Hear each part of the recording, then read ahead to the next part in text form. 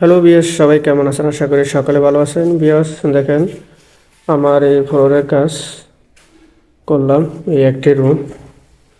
তো স্কাটিং এখনও বাকি আছে, ফ্লোরের কাজ আপাতত শেষ, আর এখানে স্কাটিংয়ে বাকি।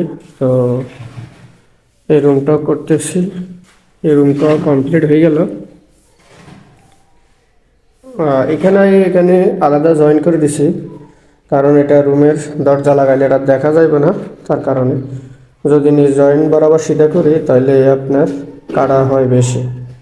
তো এই কারণে যখন দরজা আটকা লাগবে তখন এই রুম দেখা যাবে না। এই যে বাথরুমের কাজ কমপ্লিট, ভিতরে ফ্লোর টলার, আবার এখানে একটা ইট দেওয়া হবে বাথরুমের সামনে।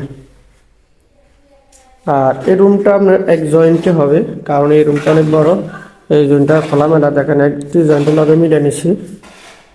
এই পুরাটে হবে এক জয়েন্টের কাজ, এই যে আপনার গল্লি সহ এক জয়েন্টের কাজ হবে। আর এটা আপনার সেপারেট হয়ে যাবে এই রুমের সাথে, রুমের কানেকশন যখন দরজা লাগাবে তখন। এখনও বাকি আছে আপনার গল্লি আর কিচিং রুম। এই রুম একটা বাকি, এখন এটা ছোট রুম।